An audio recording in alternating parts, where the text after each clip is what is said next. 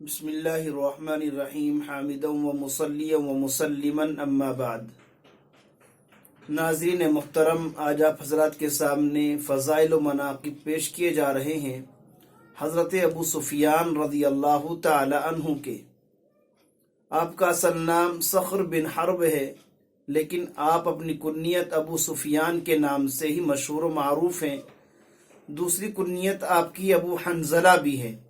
آپ ام المؤمنین حضرت ام حبیبہ رضی اللہ تعالی عنہ کے والد محترم ہیں۔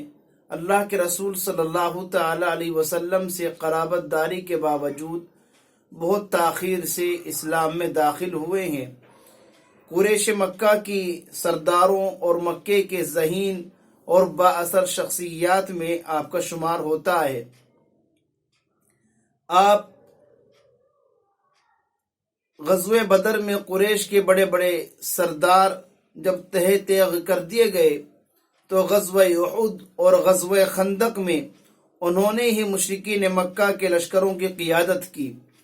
فتح مکہ سے ایک روز پہلے رسول اللہ صلی اللہ علیہ وسلم اور صحابہ کرام کے قریب تشریف لائے، اور اسی دن یا پھر اگلے دن فتح مکہ کے موقع پر آپ اسلام میں داخل ہوئے ہیں۔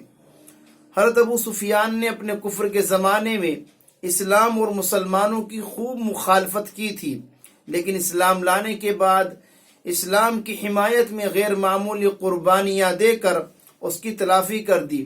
ویسے بھی اللہ کے رسول کا فرمان ہے، الاسلام یہدم ما کان قبلہ، کہ اسلام لانے کے بعد ماضی کے سارے گناہ اور تمام خطائیں معاف ہو جاتی ہیں۔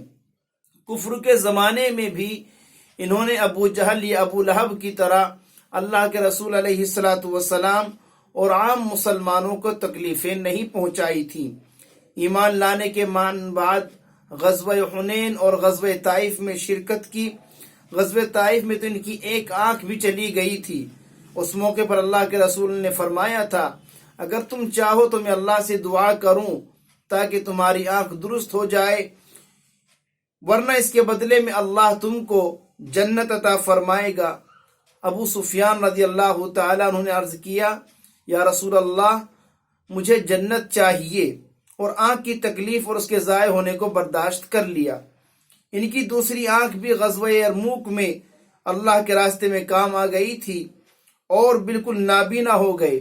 اس کے باوجود بھی غزوہ یرموک میں اپنے بیٹے یزید بن ابی سفیان رضی اللہ تعالیٰ عنہما کی قیادت میں مصروف جہاد تھے اور بآواز بلند دعا کر رہے تھے، یا نصر اللہ اقترب، اے اللہ کی مدد قریب آ جا۔ اور پوری طرح نابینا ہونے کے باوجود بھی مسلمانوں کو ثابت قدم رہنے اور جم کر دشمنوں کا مقابلہ کرنے کی تلقین اور نصیحت فرما رہے تھے۔ صحیح مسلم وغیرہ کی روایت میں ہے کہ فتح مکہ کے موقع پر اللہ کے رسول صلی اللہ تعالی علیہ وسلم نے اہل مکہ سے فرمایا تھا، من دخل دار ابی سفیان فہو آمن۔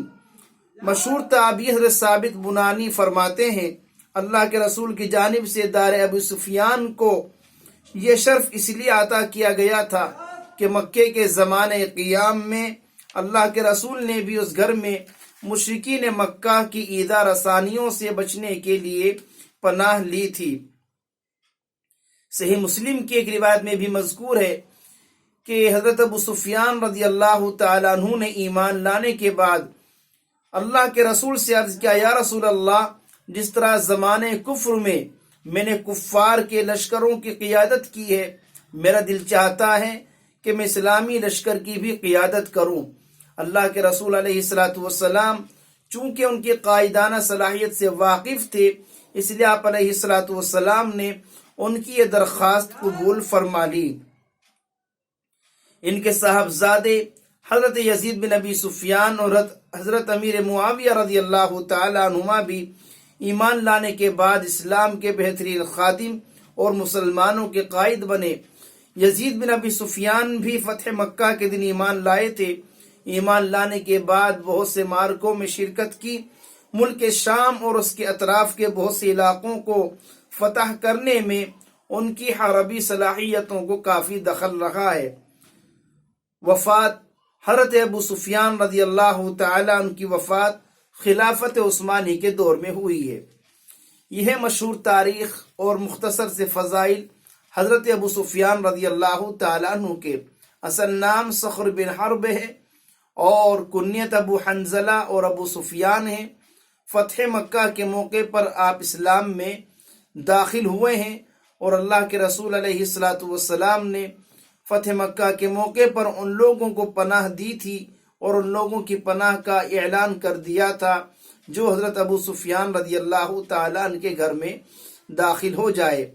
آپ حضرت امیر معاویہ رضی اللہ تعالیٰ عنہ، حضرت ام حبیبہ رضی اللہ تعالیٰ عنہ کے والد محترم بھی ہیں۔ اللہ تبارک و تعالی ہم سبھی کو صحابہ کرام کا مقام اور مرتبہ پہچاننے کی، دوسروں تک اس کو پہنچانے کی توفیق نصیب فرمائے۔ آمین۔ وما علینا الا البلاغ المبین۔